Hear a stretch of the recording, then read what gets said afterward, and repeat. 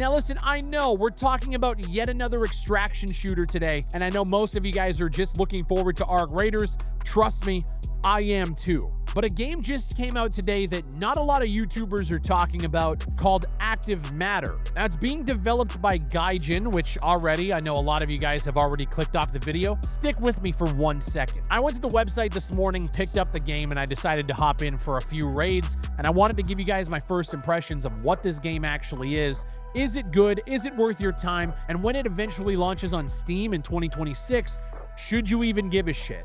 And the answer to all of those questions is yes and no.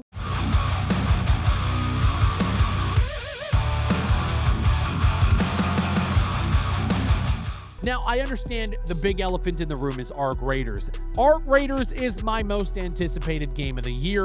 Arc Raiders has my heart. And so I jumped into Active Matter thinking this was going to be some bullshit, buggy, pre-alpha launch that nobody's really going to give a shit about. Now, that being said, what I played today was actually pretty fucking cool. You essentially move through these raids in your typical PvPvE extraction shooter style, but there are so many anomalies on the map, from plants that turn into men that chase you, to your typical stalker anomalies that you have to throw a little bolt to and then it explodes, to invisible beings that just dance around the map, to this fucking guy who, when you look away from him, he just follows you. It's like if you were to take Stalker, but the anomalies are more like SCP in a Tarkov-style game where your guns aren't over-the-top sci-fi. The movement is incredibly grounded. Your movement speed and your sound actually matters to other players. It is one of the craziest fucking experiences that I've played in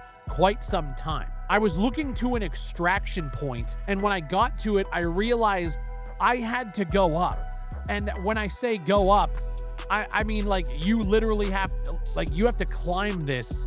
It's a gravity anomaly that when you go into it, it turns you on your side. So when you're moving and you look back to where you just came from, it's mind-boggling how much fun the actual game is. Now, I don't think anybody's playing it. I don't think anybody's really talking about it.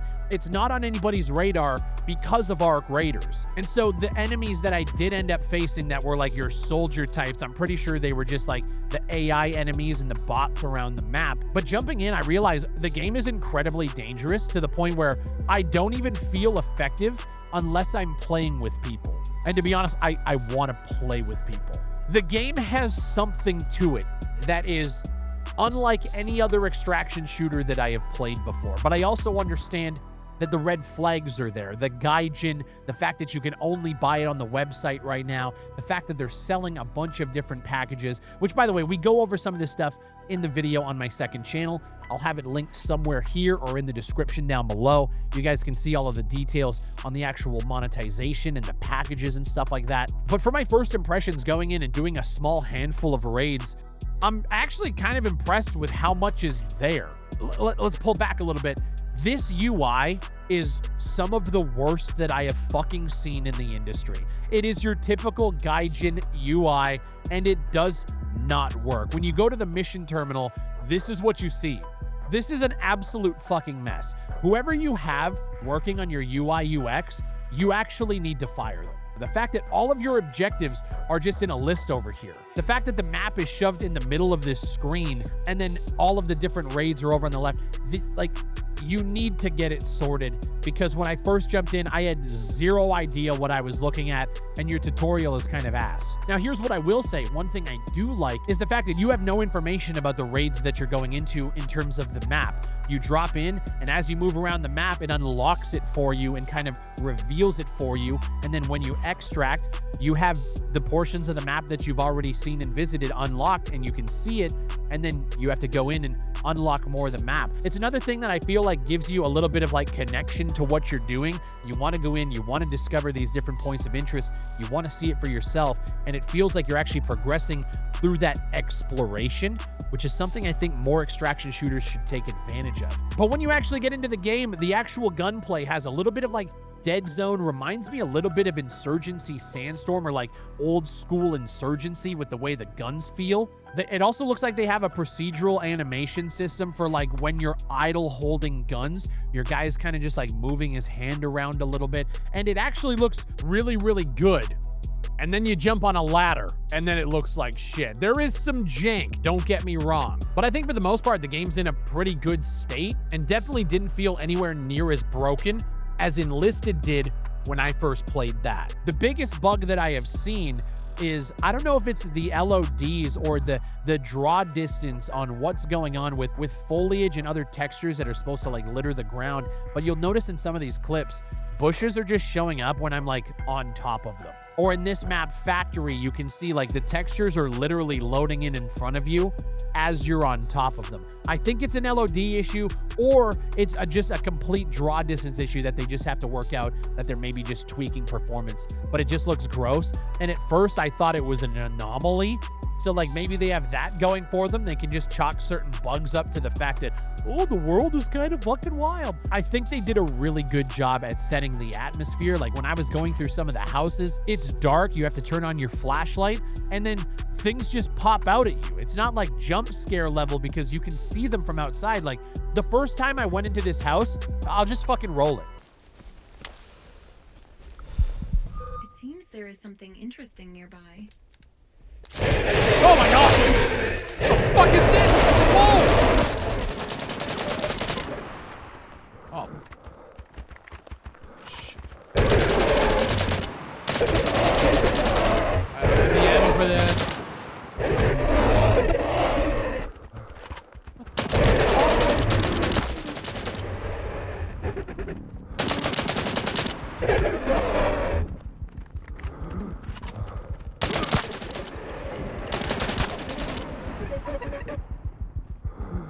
That is genuinely terrifying.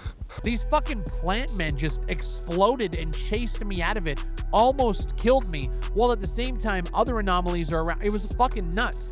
The second time I went to this area, I noticed one of those plants from outside and I avoided the house entirely.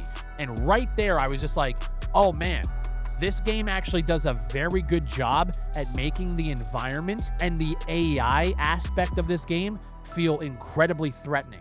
Not a lot of games get it right.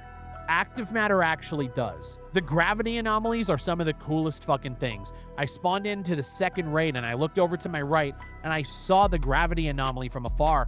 And in most games, that would be like the background shot, places you can't really go.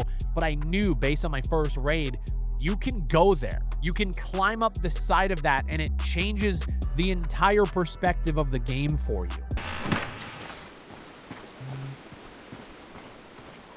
This is fucking insane.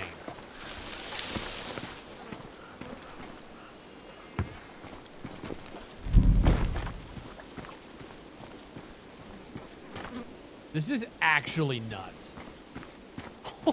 They have a really cool, unique indie shooter here that with a lot of refinement and a complete overhaul of their UI UX, I think could actually be really, really cool. It is Gaijin, and I haven't really seen much of the monetization creep up yet, but this is a first impressions.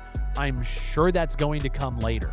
But as a game and as a concept, they fucking nailed it. It's apparently coming to Steam sometime in 2026. They're doing alpha testing on their website. You can purchase a package, but before you do, like I said in my video on my second channel, if you buy it from their website, you have zero consumer protections. You don't have the Steam 14-day refunds. You can't look at player numbers, so we really don't know how many people are actually jumping in and playing it. You have no way to read reviews. The way they're launching this is a little bit weird. They're rolling it out from the site, and then they're going to be going to Steam later. Just wait for Steam. But I'm curious to see what the game is going to turn into by the time that launches. As a first impressions, I had a lot of fun this morning.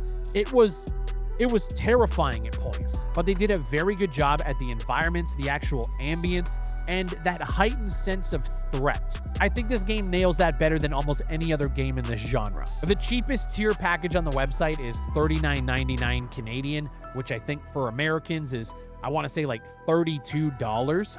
I could see if this game launched on Steam next year with more refinement, more bug fixes for like around that $29, $30 price range, I could actually see it being a pretty big hit if they continue building on what I just played today. But as always, I'm going to recommend you guys just wait for the Steam so you have those consumer protections. You don't get fucked. If you don't like the game, you can't refund it. Or in this case, because it's a pre-alpha, it might run like shit for you too, and there's just really nothing you can do. But Active Matter, I mean, I gotta say, I went in thinking it was gonna be pretty shit, and I came out about 2.5 to 3 hours later just going, fuck, like, they got something here. Let me know what you guys think down below, and let me know if you guys want to see more raw gameplay on Active Matter in the future. I might upload that to the second channel. As always, my name is Big Fry, and I want to give a shout out to the new Patreon members who have signed up this week. If you guys didn't see my video from the other day, I announced a Patreon. We're going to be doing exclusive content over there, and every single one of you help fund